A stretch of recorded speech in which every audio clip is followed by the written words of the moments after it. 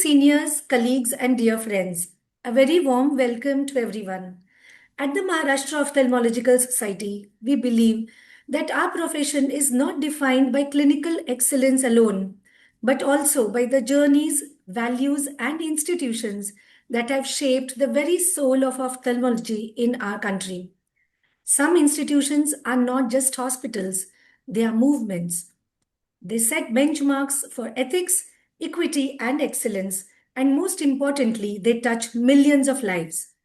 The LV Prasad Eye Institute is one such extraordinary institution.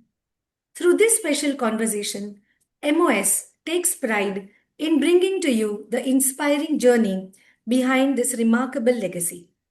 From a visionary dream to a global model of excellence, from challenges to transformative impact, and from a strong foundation to a future that continues to inspire. Today is not just an interview, it's a journey of vision, courage, and commitment that transformed eye care in India and inspired the world. And when we listen to such journeys, we don't just hear history, we find direction. It is our honor and privilege to be in conversation with two stalwarts, the visionary who built a dream into reality and the leader who is taking that dream into the future. On behalf of MOS, we warmly welcome two towering personalities who have not only led but lived the vision of LV Prasad Eye Institute. A warm welcome to Dr. G.N. Rao, a visionary honored with the Padma Shri, a pioneer and the founding force behind LVPEI, whose dream transformed into one of the most respected models of eye care in the world. A warm welcome to Dr. Prashant Garg, the present Executive Chair of the LV Prasad Eye Institute, a distinguished clinician and a great academician and leader who continues to carry this legacy forward with excellence, innovation, and compassion. Before we step into this journey of conversation, a brief introduction. I am Dr. Anagha Heroor, President of the Maharashtra Ophthalmological Society, and it's a privilege to be a part of this dialogue. I am joined by my co-host, Dr. Aditi Watve, an accomplished oculoplasty surgeon and a fellow of LVPI, bringing with her both experience and a deep connection to this institution.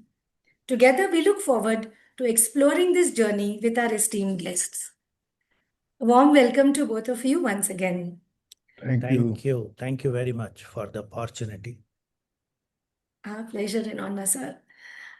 Dr. Rao, please take us back to the beginning. What was the defining moment or inspiration that led to the creation of LVPI? I think there is no one moment. Before starting the LV Prasad Eye Institute in Hyderabad, I lived in the US for 12 years. The experience there kind of inspired me. I saw what is possible. And then the question came up in my mind, why can't we make that possibility possible in our country too? So that was something that struck me.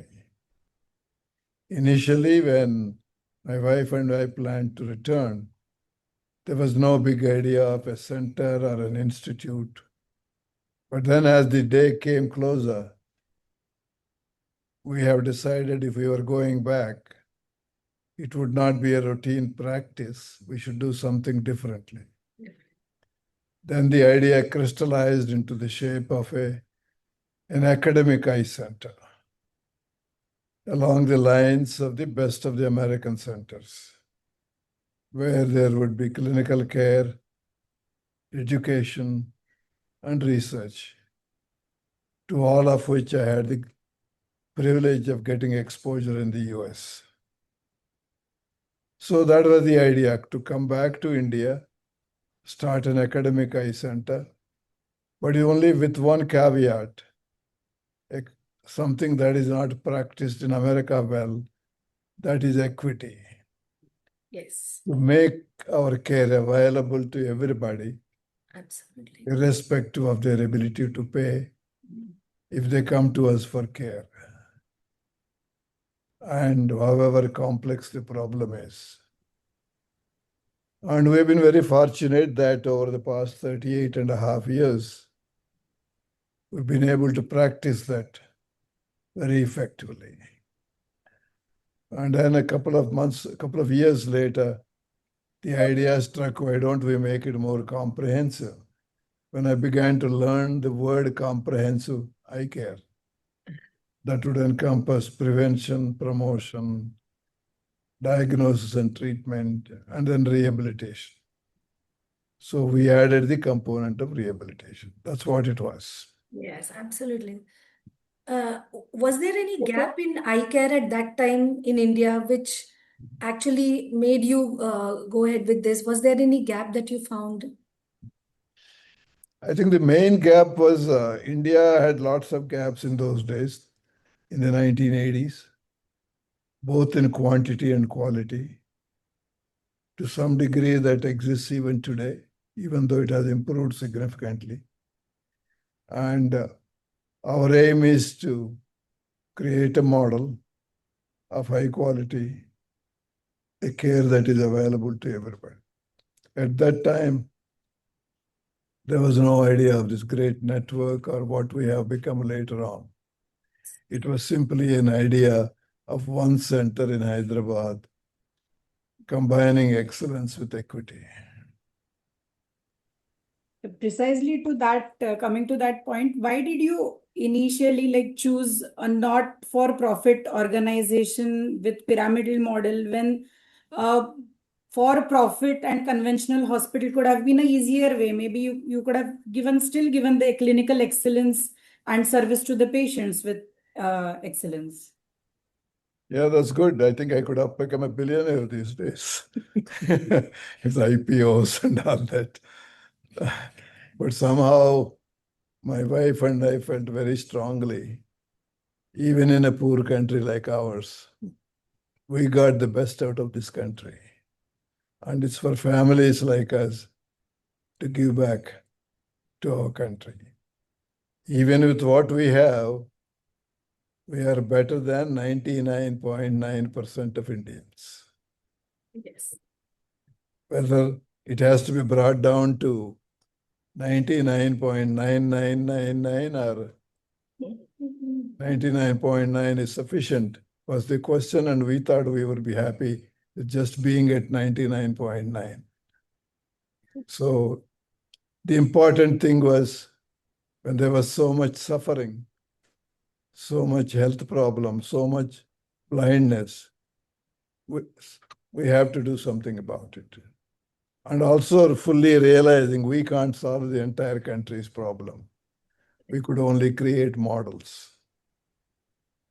So in early days, did you ever felt 1% of fear that this dream may not succeed or the way which you have chosen may not be the way to go? No, there was no fear. We came with the full determination that we will give our 100% and try very hard for 5 years. And if we didn't succeed, we would have had at least the satisfaction of having tried and failed. At least, right, absolutely. And we probably would have gone back after 5 years if it didn't work out. So what were the biggest challenges at that point of time? Like, was it funding? Was it manpower? Was it mindset of people? Contrary to popular belief, funding is not a big problem in India. Funding was never a problem at that time. Funding has never been a problem throughout these 38 years. Whenever we thought of a program, a new idea, somebody came and supported us. So there is plenty of support available if we have good causes and good ideas. The challenge then and continued throughout until now is getting well-qualified, competent human resources and people with standards and alignment with our values. Dr. Garg, at that point of time, were you a cornea fellow at LVPI? Yeah, You so were I already in LVPI at that time, right? joined for a short period, that is 3 months in 1993, and made a determination that I am going to return back. In 96, I joined as a long-term fellow, and then after that, I am part of this journey. What was your experience at that point of time? Was there anything specific that you would like to share now? So I think what I liked the most, because I grew up in a universities and academic setting, the rigor of academic activity happening here, plus the discipline and that apart freedom to work and share your knowledge or exercise your knowledge. That was the one, the three components that I liked the most, and possibly are still very unique to our organization. Even today, every faculty member has a freedom to practice the most modern ophthalmology. Even today, they have a complete freedom that to patient who cannot afford, they have a freedom to waive off charges. Uh, they have a freedom of choosing the area that they want to choose and specialize or publish extensively.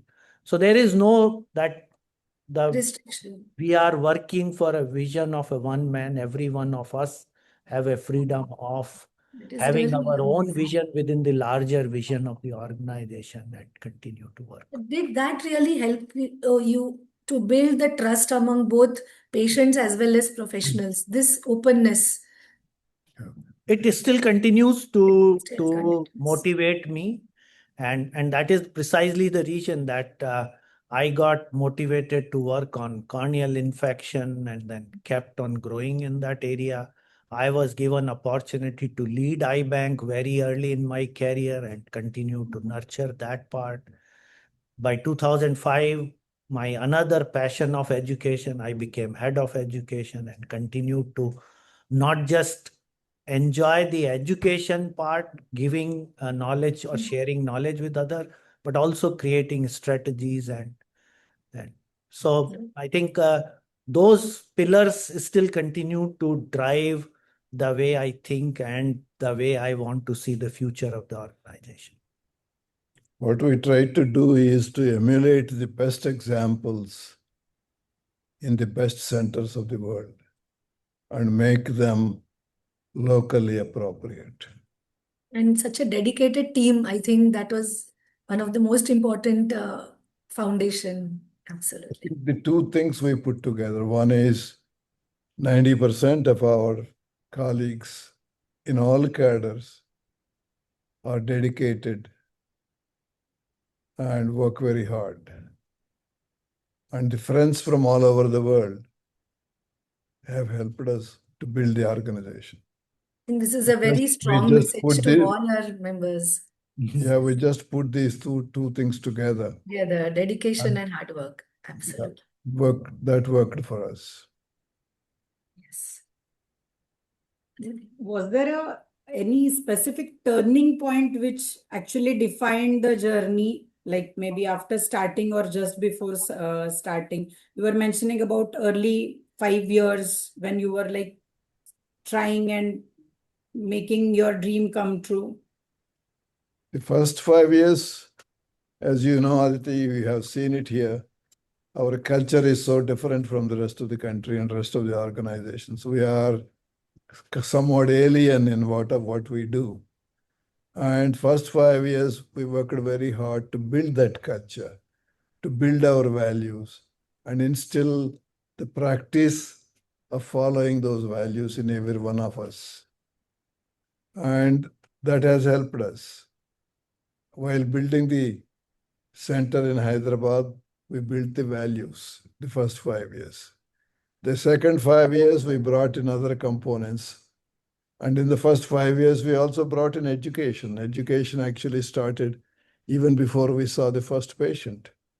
In the neighboring Prasad Film Laboratory auditorium, we used to conduct journal clubs for the local ophthalmologists while building is being built here. So, and the research started from day one because as like in American university medical centers, we made it a point that every medical record has detailed documentation. That way, each record automatically becomes a research document. So the clinical research started from day one. So all three components, patient care, education, and research started from day one. And then the practice of excellence with equity also started. On the very first day, we saw 4 patients, 2 paying and 2 non-paying. And by the way, Anagha, the initial years, the biggest support came from our patients in Mumbai because most of our high-paying patients came from Mumbai with many friends referring their patients for corneal transplantation to me. Yes. So they all knew that I was returning and starting the center. And as soon as the services started, they started referring their cornea patients. So that's how it started. Great. It's amazing, sir, to see how LVPI has organized its eye care services in different levels. So even the poorest and people in the most remote locations also have access, and they can also have access to the advanced eye care. So how would you describe this pyramidal model in simple terms? How does it work? So the idea is, it started, I never wanted to go anywhere. I even used to tell anybody asking, no, we are not going anywhere. We are just here in Hyderabad. Rural areas, people are doing camps, let them continue to do it. We have no intention to go there. But then as 5, 7, 8, 9 years went by, we began to see the complications coming from rural areas. And then there was also encouragement and pressure from some of the friends in the international NGO sector saying, hey, Nag, what's the big deal you did in Hyderabad? You show us you can do it in rural areas. So they kind of taunted me. And I think together, then we thought, then a friend from one of the remote areas of Andhra Pradesh, coastal Andhra Pradesh, approached me asking for help to build a secondary center in his village. They were already doing it, whether we could help in building it. So I told him, I have no idea how to do it, but I'll give my 100% and help you. And that experience moved us to go ahead and start our own thing. And once we decided, we wanted to go to the remotest and the poorest village in the whole state. And that's what we did when we went to a village called Mudhol in Adilabad district of Andhra Pradesh. Now it is Telangana. At that time, it was combined Andhra Pradesh. And then that went well. And Mudhol, everybody said it's going to fail. You are a fool, wasting money. It will never work. But last year we saw, I think, 60,000 outpatients there, about 8,000 or 9,000 surgeries, more than half done at free of cost. And then we have operating expenses. Cost recovery was more than 100%. Wow. And that entire district, today there is no cataract blindness. Wow. So then, Sorry. after the first one, then the whole thing started. We kept on building more and more. So it has become an infection. And then a few years later, we thought even with this, we are not able to really reach the remote, rural, and tribal. How do you take high quality care to those areas where nobody cares? So that's when we thought of the concept of Vision Center. A small center rented or gifted by the local community, where it will be staffed by local kids who completed intermediate or class 12, trained here with us for a year or two, and put back in their own communities, providing primary care. And one of the greatest areas of gratification for us to see how these kids blossom in their careers given their opportunity. And that's how we started vision centers. Same quality equipment, same thing. We may not do everything that we do in Hyderabad. Whatever is done there will be done exactly the same way. That was the principle. So that's how the primary care started. Actually, even though we didn't call Vision Center, the first primary center was in the urban slums of Hyderabad in 1992, within the first 5 years. And we had the rotating optometrists going there and running that service. So that's how the Vision Center started. And then it replicated, multiplied. Now we have close to 300 vision centers in 3 states. And just the other day, I got a number from a research by one of our colleagues. I believe around the world now we have 68,000 or so vision centers scaled up by multiple organizations around the world. I was surprised when I was in California a couple of years ago in a shopping mall.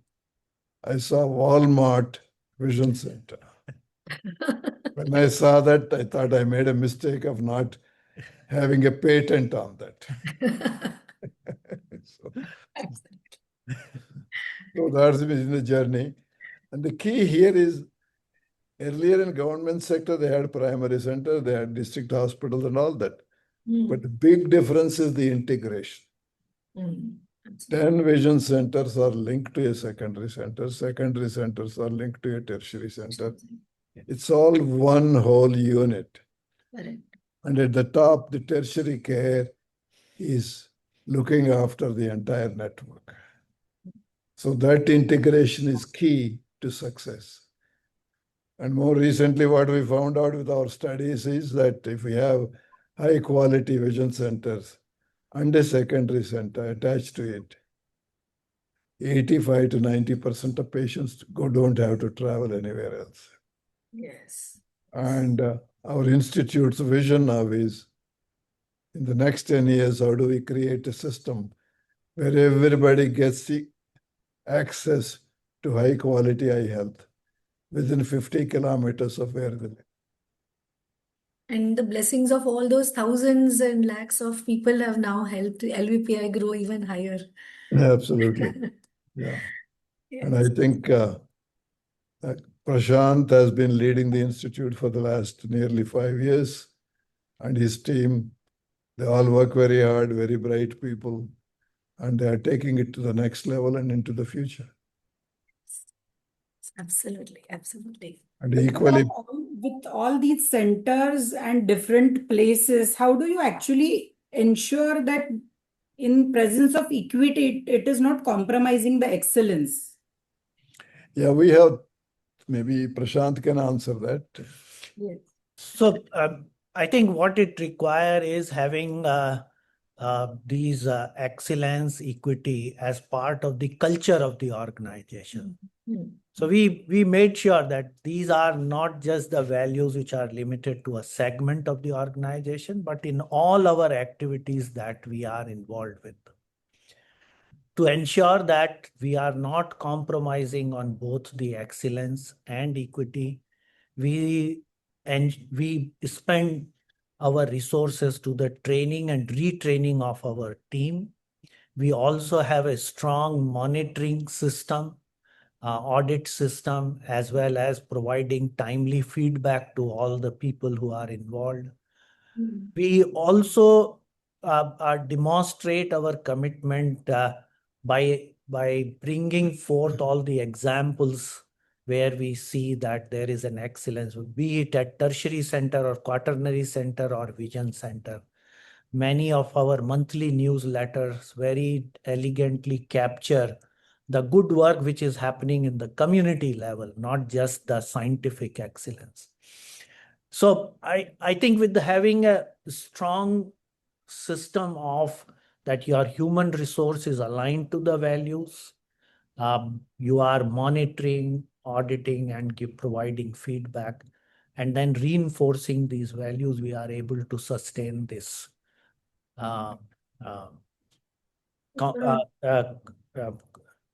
equation or reconciling excellence with equity.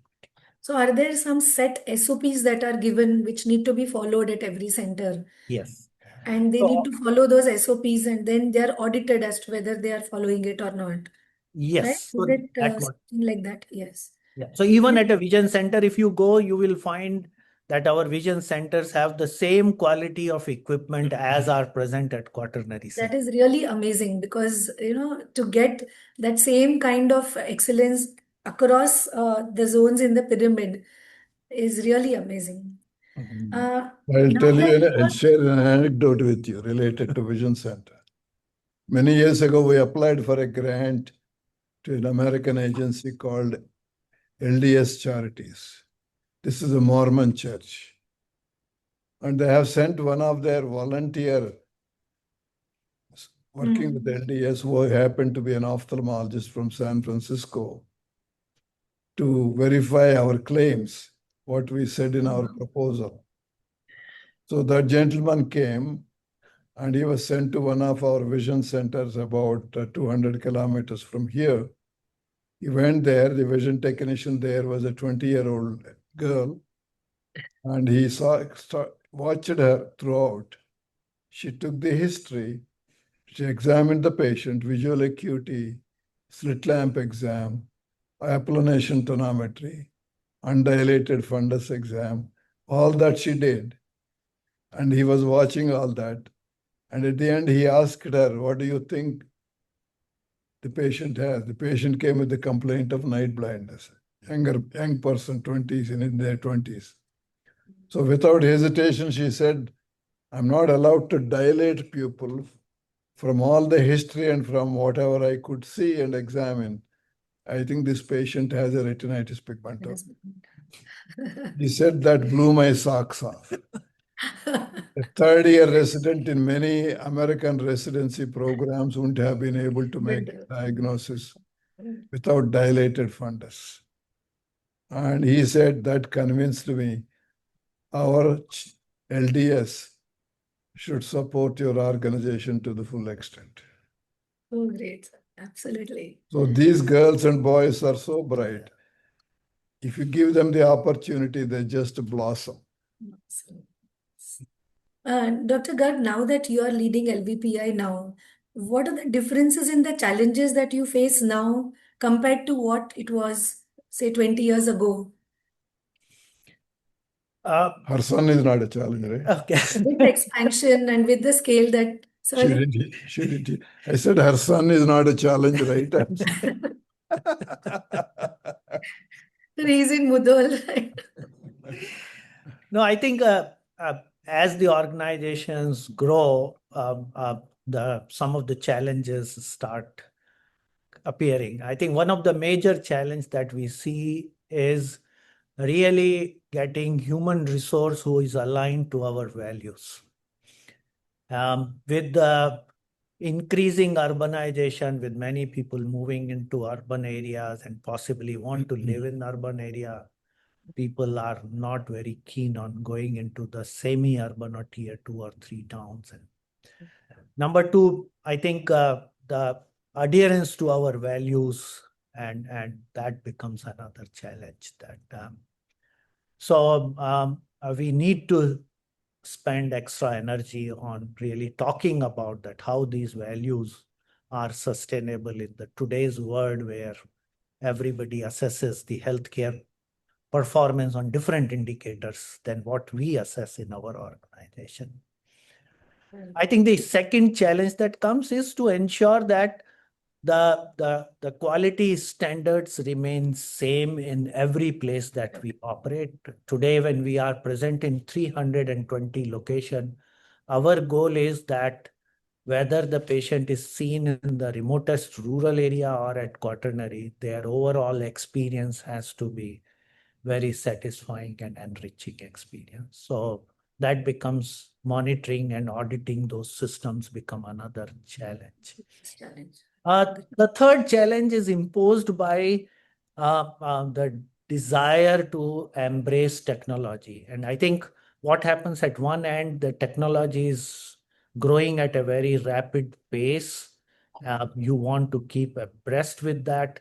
At the other end, your priority is to serve patients. So how do you balance your the incorporation of technology into the system, at the same time ensuring that it does not compromise on the services that we have to offer to people who cannot afford that? So I would classify these challenges under these broad three headings. Correct. But otherwise, we are very fortunate. The people who join our organization are 90 plus percentage of people are very aligned with the value, and they very much appreciate that this is the organization that does not deny care to anybody who walks on our campuses, regardless of their ability to pay or complexity of the case.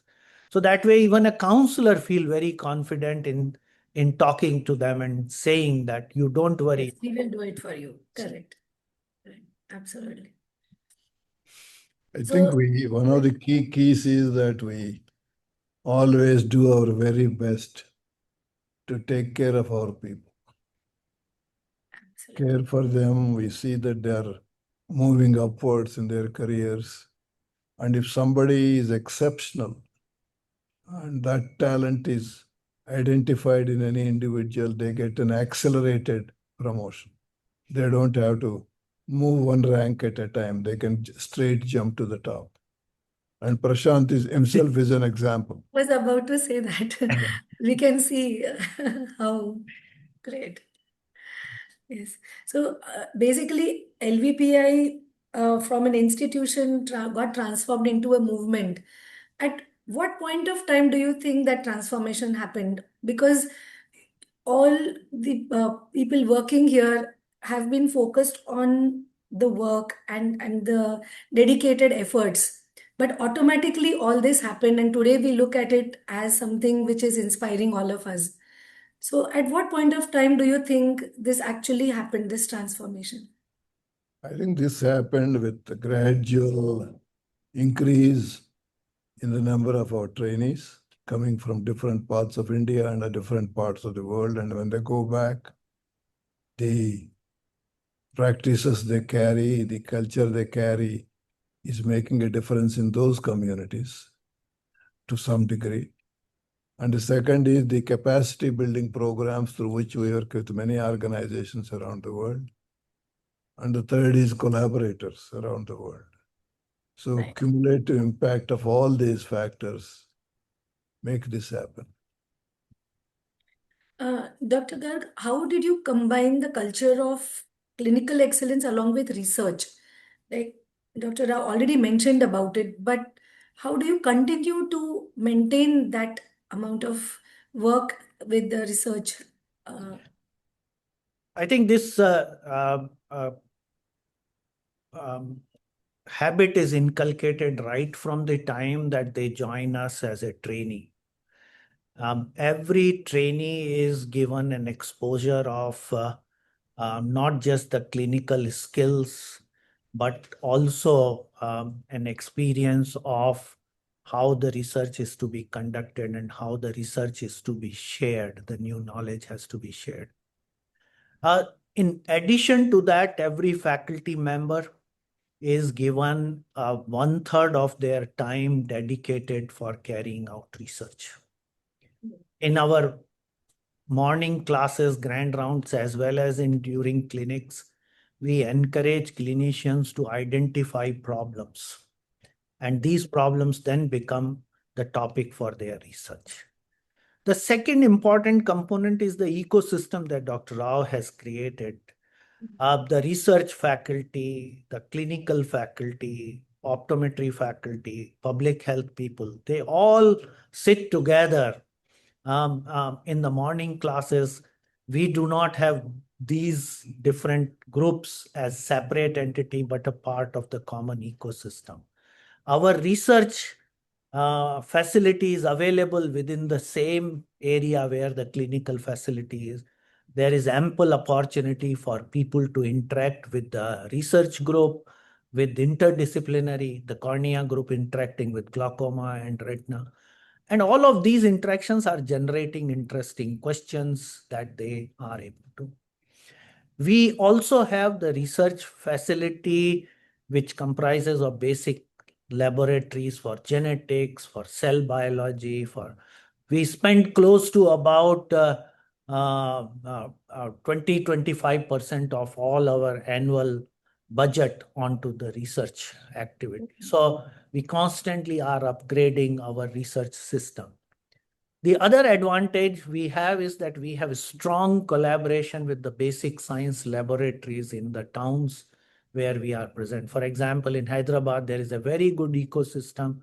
We have collaboration with Center for Cellular and Molecular Biology, National Institute of Nutrition, Center for DNA and Fingerprinting, IIT Hyderabad, then BITS Hyderabad.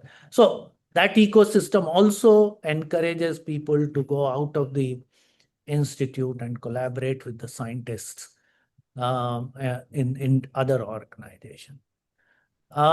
In addition, we have a visiting faculty program. Many international friends and experts visit us periodically, and our faculty as well as trainees get exposure to the benefits of how combining clinical care or clinical excellence with research is going to help build their career. So they are role models for many of our faculty and handhold them, mentor them, and that gives them enough encouragement to continue to combine research and clinical I excellence. totally agree on that because like I've been a part of Yes. LVP more than a decade back, but still that inculcating those research questions and the thought process during your training really shapes your thought process even in your solo private practice.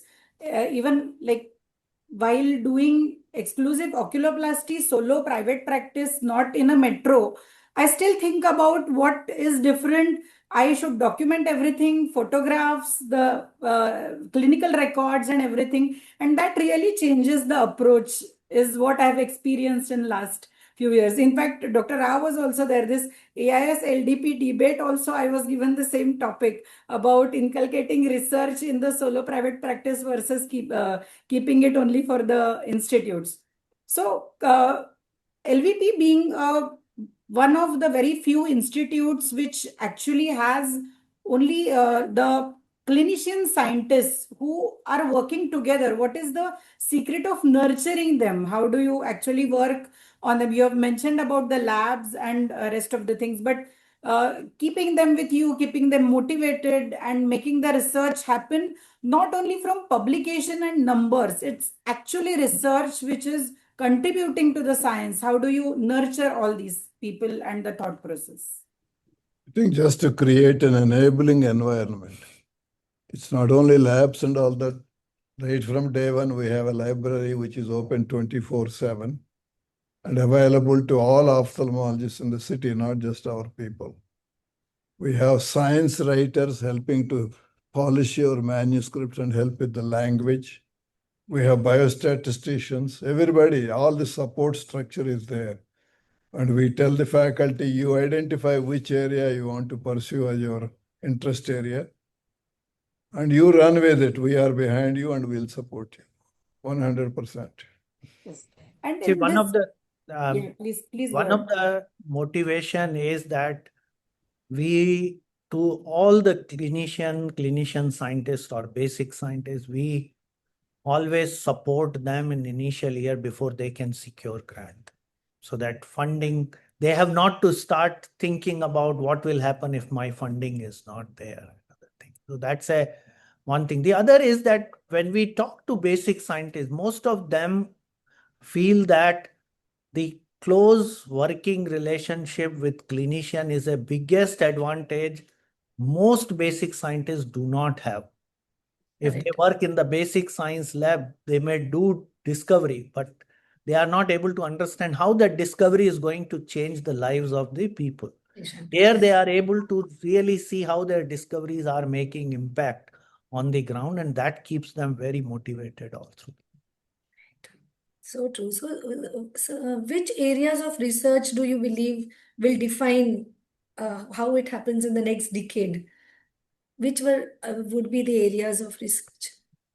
So it's a very rapidly evolving area. I think um, so far what we saw was the research which was trying to unravel the pathobiology of the diseases, probably looking at new drugs and other things. But the coming 10 years, I am very sure that the research is going to focus around the large data that we are generating and how this large data can be leveraged in order to understand the diseases, their pattern, the treatment outcome, and possibly will be the key driver as far as the new information and new practices will come. The second area that I'm very optimistic is the regenerative therapy. I think we now understand that, say, genetic diseases or the terminal uh, uh, uh, diseases where the tissue is almost damaged, we can replenish those by the cells and the tissues grown in the laboratory. We have part of one such study where the stem cell for retinal degeneration, we are seeing that that looks a very a therapy which will be a reality in near future itself. Similarly, there may be many more opportunity for mesenchymal stem cells, pluripotent stem cell. You can even edit genes in patients suffering with genetic diseases or inherited eye diseases and correct the disease process. So that will be the second area. Third will be public health.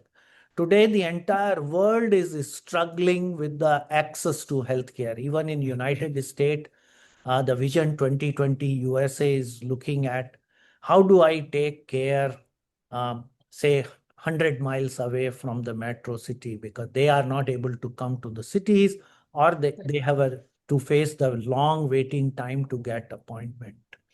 So the public health and use of technology is going to transform a large part of eye care in the next decade, and therefore a lot of research will be published in that direction as well.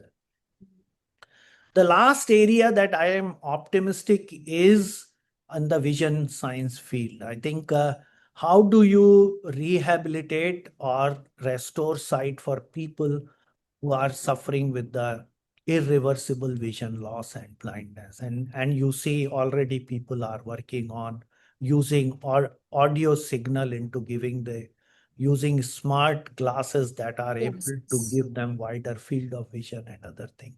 So that is another area that is going to be attractive and very meaningful as far as the next decade eye care is concerned. Is there anything that I have missed and you would like to add?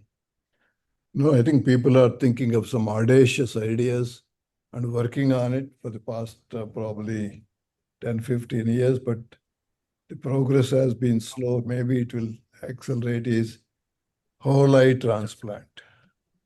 Oh, okay. So with better understanding of biology and regeneration, then maybe in future that will become a possibility. And of course, I personally believe the best way to provide care, we use the 3T formula: talent combined with the technology and tenderness. Tenderness is the caring element that a healthcare professional is supposed to provide because you're getting people who are in distress. Yes. So what kind of care do you give them to relieve their distress? So technology, I believe, if it is controlled by talent, you get good results. If it is the other way around, you'll be in trouble. Yes. That's what we have to watch out for as we move into the future. Already technology, as you see the world war and all, is creating a major havoc in the world. Total confusion. Dr. Rao, LVP has surely touched millions of lives, like from the doctors, consultants, trainees, patients. I am one of those all million people. So what does it actually mean to you personally? Any specific incidents or something which you would like to share with us? No, I think I feel very gratified. What we have tried to do has actually happened to a large extent. We can certainly improve, and there is always scope for improvement in everything that we do. But it's been a very gratifying journey over the past 40 years. And even in my wildest dreams, I never imagined that all this would happen. You're blessed, and Yes, we are blessed in turn by interacting with you. thank you. Dr. Garg, with so many consultants and trainees, fellows working, Dr. Rao mentioned about tenderness. How do you ensure that there is that compassion that remains at the heart of care in everybody? I mean, this is not taught to us in medical college. They teach us how to diagnose a problem, they teach us how to perform a surgical step, they teach us how to use equipment. How do you teach compassion? How do you inculcate that in your trainees and fellows? I think the foundation for compassion is laid right from the time somebody joins the organization. They can see the moment they walk inside the premises, the way our security team greets them, the way our housekeeping is keeping the premises clean, the way every employee greet and talk to patient, that itself has created an ecosystem that they can feel the difference. More importantly for us, whenever we are evaluating or assessing the performance, it is not the clinical excellence that is assessed. The demonstration of compassion is one of the criteria for anyone to remain in LVPEI. In every encounter and to everyone, both our inside colleagues as well as to anybody who is coming, including even our vendors. So So heartening. they are able to see and they know this is one of the performance indicator. Then not taking care of the dignity of the patient is unacceptable. We call it as a non-negotiable, and that is very clearly articulated. Right from the community health worker going into the community to the quaternary center, from security to the chairman, everybody understand this value very well, and that's help us to continue to nurture that, because in the ecosystem where everybody is following that, it becomes relatively easy. Yes, I think this is one of the challenge that we face whenever people join institute who have no prior experience. How do you inculcate them and monitor them on these values, and these is one of the challenges that we have, and we strive to ensure that they acquire that behavior. One of the examples of treating every patient, paying or non-paying, with Correct. dignity and respect is we don't have you can never address a patient tum. It always has to be op. Ah, Whether it is the poorest of the poor or Mukesh Ambani or Narendra Modi, it doesn't matter. They all have to be addressed op. I'm truly overwhelmed actually. I mean, they say Yatha Raja Tatha Praja. So when it comes from the top, then it trickles down the entire line. It's And we and really we very and we heartening to believe, know. I and we think this believe in the message should philosophy. go to each and every institute also, as well as each and every ophthalmologist.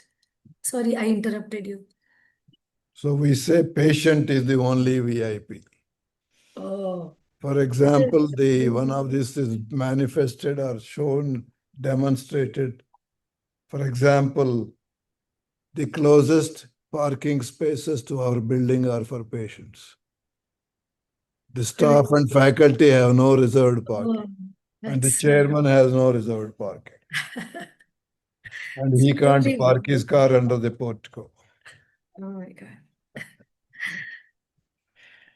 Patient first, in every sense of the word.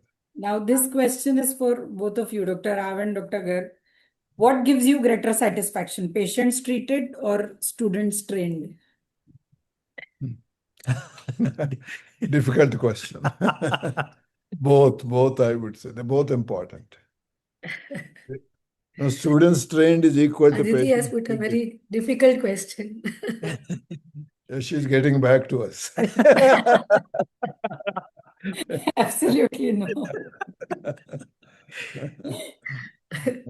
So it has been like more than a decade since I got trained in oculoplasty department at LVP. So Dr. Garg, what changes have been made in the training? Because as the time changes, there are few things which we need to change, maybe add or maybe omit. So what changes have been made to make the things more relevant for today's era? I think one of the things that we observed was that there is a wide variability in the standard of residency training program. And we realized that uh, the exposure to comprehensive ophthalmology was missing among the many trainees. And therefore, what we did is that we created an opportunity for ophthalmologists who are coming from the uh, uh, programs which are not robust on those areas to get exposure of the comprehensive ophthalmology in first 9 months and practice it over 1 year period uh, before they start their subspecialty training. And the positive impact of that has been that they are able to progress much more rapidly and they are much more confident when they join the subspecialty rotation. And they also have a good foundation of comprehensive, despite they coming from program where they had no exposure in that area. So that is one change that. Number two, we have also started in employing a lot of technology into the training so that they are taking much shorter time. For example, we now have good simulators for cataract training. So they can practice as much as possible and have very good hand-eye coordination, hand-eye and foot coordination and other things.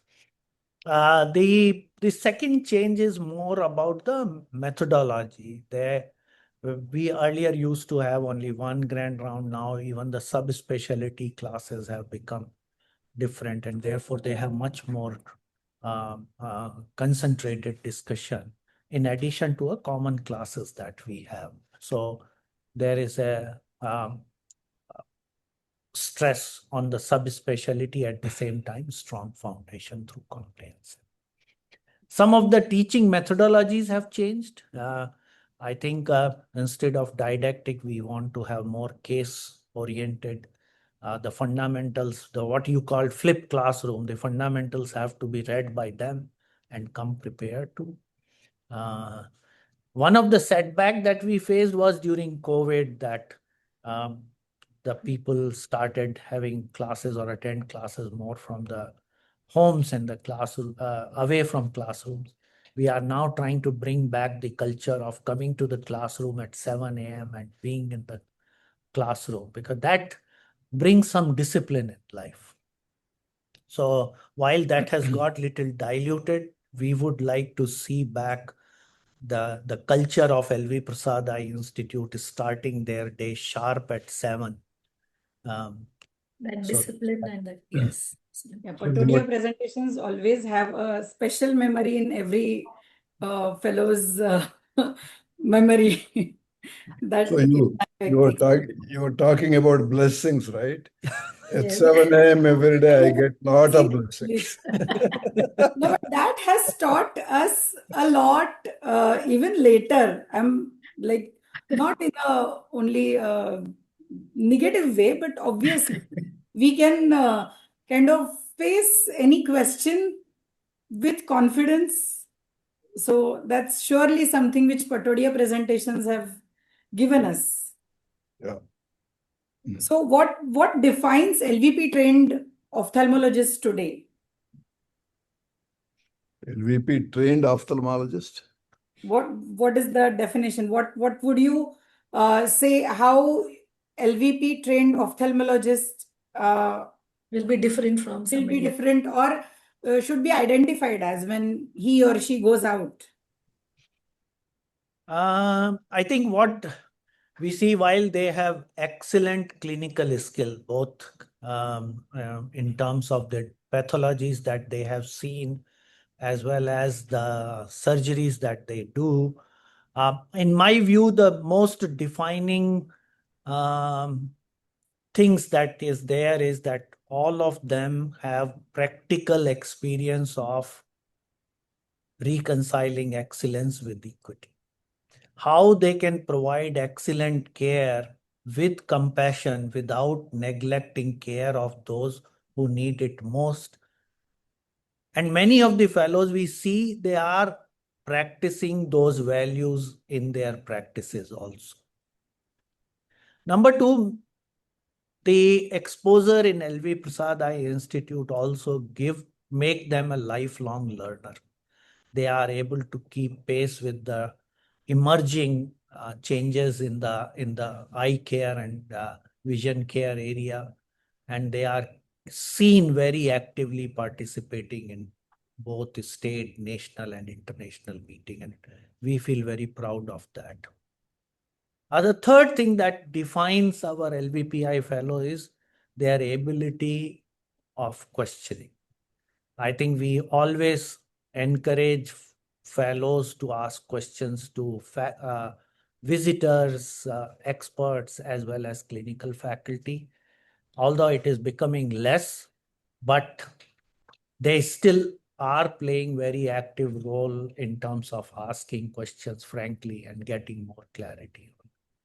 So some of those who are into the institutional practice are able to translate those questions into research.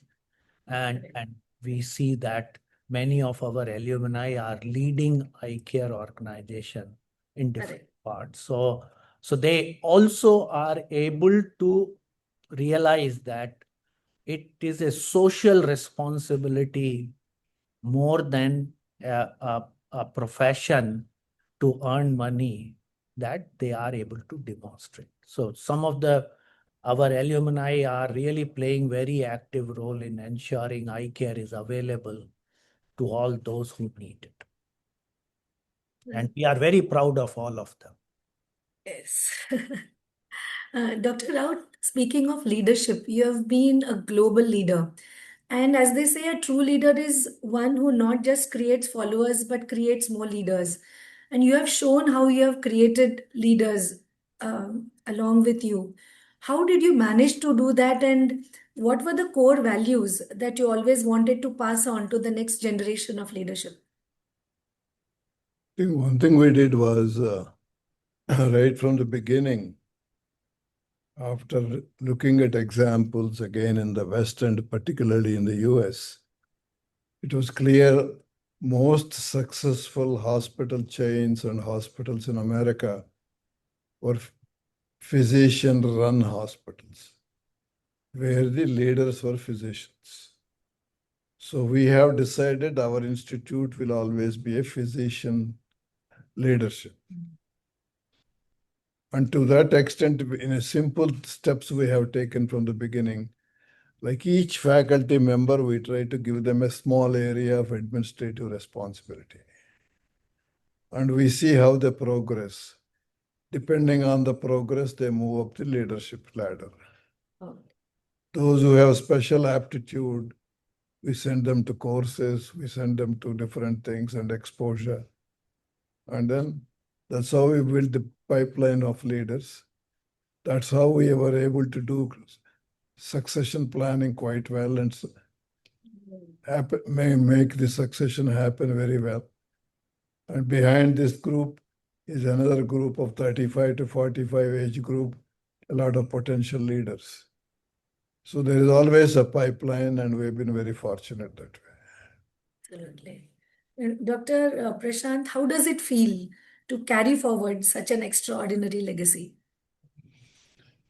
No, I think while I feel very proud of um, being given this responsibility, I very much understand the weight with which this responsibility comes.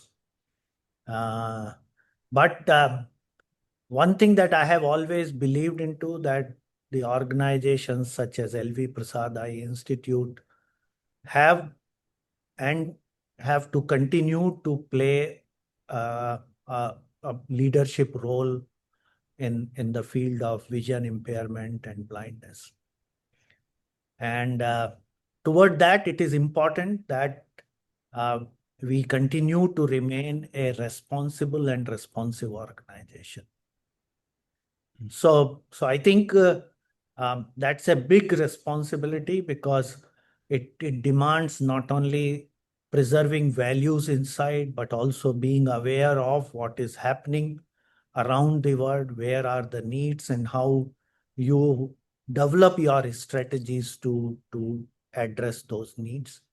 What are the changes happening in the field of eye care, and how you adopt those changes, particularly with regard to in the context of our geopolitical realities. So I think that is what is the responsibility that I have taken. And we have certain plans to ensure that we continue to remain a responsive organization. Yes, and Just there will one be more question. challenges ahead, Aditi. Yeah. What do you feel are the challenges ahead now in ophthalmology? Would like to I ask both of you. No, I think despite whatever progress we have made, the problem of vision loss and blindness is increasing, and this is particularly because of the longevity, and then both the extremes of the age are, at one end you have issues related to premature birth and newborn, and then with the growing age of the people, you will see that the issues are going to change. So one is the nature of diseases, and the population that you are going to be facing is going to be the biggest challenge.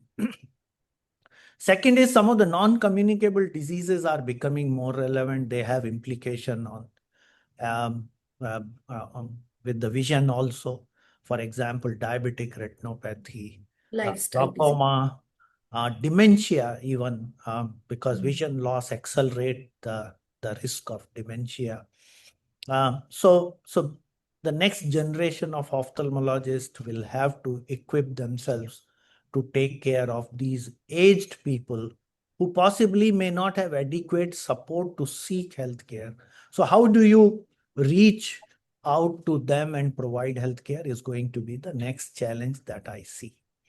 A third challenge, which I partly covered in my earlier section, is which technology to adopt, how to use technology, because you have to balance between the hype created by the technology company versus their true value in the community.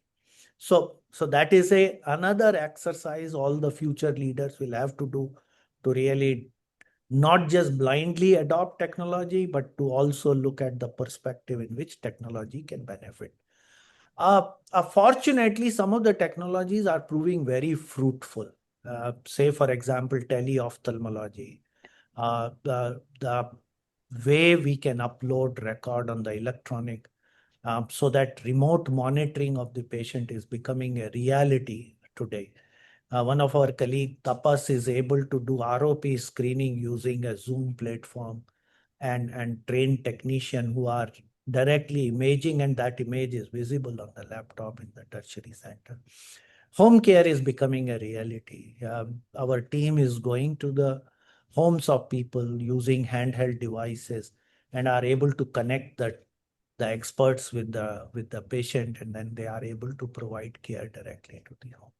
So that reconcile or really making best use of the technology that is coming into the market is going to be the responsibility and a challenge for the future leaders. The last challenge which I feel is to keep health workforce aligned to the social need and demand is going to be a big challenge because of the paradox that we see in the community. And I think all institutions will have to not just think that they can get ready-made clinicians, support system and other things. They will have to invest into training, particularly training values or inculcating values in them is going to be a challenge. But otherwise, I am very optimistic that all of these challenges can be tackled provided we have a commitment for that. So, with the last point, like how do we actually protect ethics in currently like increasing commercial healthcare environment with a drastic difference between remote places and metro cities? Even in smaller cities like Kolhapur, we have so many other corporates coming in. So, how do we actually protect the ethics and still go ahead and progress? Keep on your path. Keep walking and you reach your destination.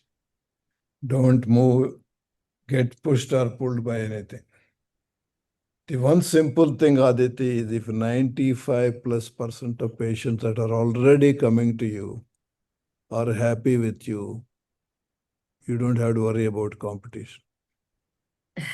And for that, if you are an excellent doctor and patients love you, you will not lose them.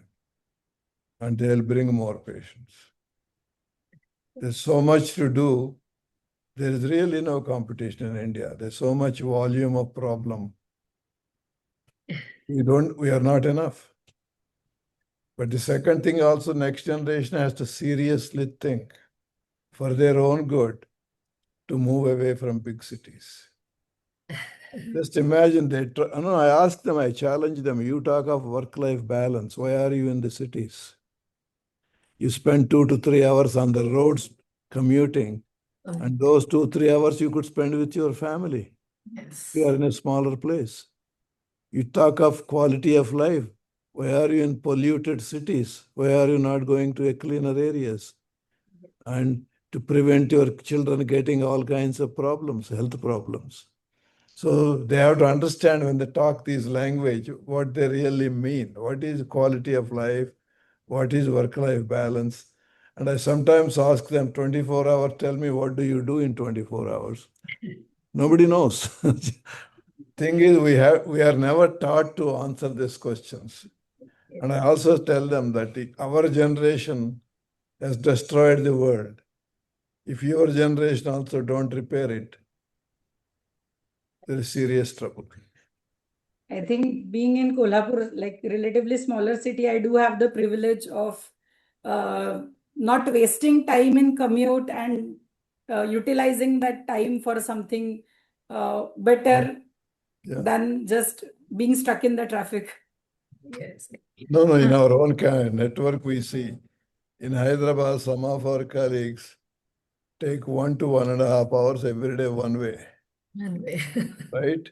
In Vijayawada, they walk to work in 5 to 10 minutes.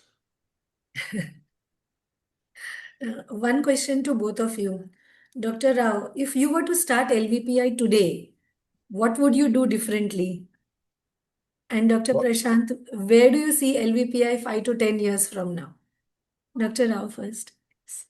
I don't think I'll do anything differently. I'll do exactly the same way. Okay. When it worked, why should I do something differently? Yes, absolutely. So Dr. as far as the next 10 years in LVPI is concerned, I think the core philosophy is going to be preserved.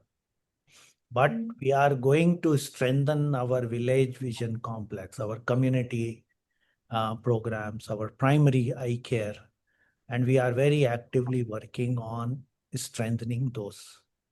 At the same time, we are going to create institutes of excellence which can become the global resource center.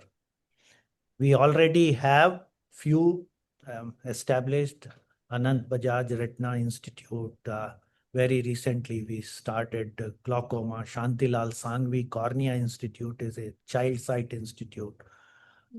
Institute of Eye Cancer. So like that, we have created these institutes of excellence. Some of the new areas we are going to embrace, and these are understanding the how vision impact development of the brain or the degeneration of the brain. So we are planning to set up the Eye and Brain Institute. We are building an institute of inherited eye diseases to really understand the whole genetic makeup of people suffering with these inherited eye disease, and also exploring technology treatment for these patients. We also have set up pharmacology, so we slowly will like to expand the scope of activity toward discovering new treatment, new ways of. On the iBanking front, we want to create national program in a sense that instead of so many iBank functioning in isolation, they should work together so that nobody in our country is waiting for corneal tissue if they need a cornea for the We really restoration did. of sight. So that is on the front of iBanking. On technology front, we already are building few technologies in-house. Two of these technologies are already licensed for commercial, for being available to the rest of the countrymen. And we are also encouraging many of the startups and innovators to work with us and help them bringing out the products that are going to transform our country. On the advocacy front, we are working very closely with the both governmental organization as well as non-governmental organization, and will continue to play important role in bringing out policies which are going to be beneficial for people suffering with vision loss. We will continue our effort to train skilled workforce, both at an ophthalmologist level as well as allied ophthalmic personnel. We will continue to build partnership, collaboration, so that we are one of the key player as far as this global vision of eliminating needless blindness is concerned. Great. Absolutely. So nice to know. I think we have had such a lovely discussion and we have come to the concluding segment of our discussion. In this, I would like to request you to answer in one line only. Dr. Rao, what is the one decision that you are most proud of? To return to India. Yes. Uh, is there anything that you regret, Dr. Rao? No.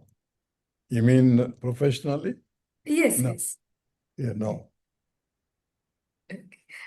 Dr. Prashant, what is the one principle that guides you every day? Making impact in the life of people suffering with vision impairment. Nice. One word that would define or describe LVPEI. An institute that will remain relevant and impactful in future. Absolutely. Dr. Rao, excellence or compassion, which comes first? Compassion. Okay. Dr. Prashant, the last question. One message to the young ophthalmologists of today. They continue to believe in yourself, continue to keep learning and helping people suffering with vision impairment. Dr. Rao, your concluding remarks. No, I think in India, we have come a long way in the area of eye care. but we still have a long way to go. Great. And I think together, if everybody is committed, we could lead the world and set examples in the area of prevention of blindness and providing eye care to everybody, and particularly show how high quality eye care can be made accessible and available to everybody. Thank you. Thank you so much. I think this last few 1 hour has been truly very inspiring for both me and Aditi, and I am sure to all our viewers. Thank you so much for the opportunity, for your valuable time, and the wonderful insights that you have given us. They say some journeys become milestones and some become guiding lights. But today we have witnessed a journey that does both. On behalf of MOS, we offer our deepest gratitude to both of you, Dr. Rao and Dr. Prashant, for sharing not just your story, but your soul, your vision, and the values that you have inculcated in all the people associated with you and now to us. Thank you for illuminating millions of lives and inspiring all of us. Thank you for reminding us that institutions are built not just by infrastructure, but by intent, integrity, and inspiration. LVPI is not just a center of excellence, it is a living example of what vision, when combined with compassion, can achieve. May this journey continue to inspire countless others, for when vision meets purpose, it creates a legacy. Thank you once again. Thank you. Thank you. Thank you you so very much much. for this opportunity. Thank you very much. Thank you so much.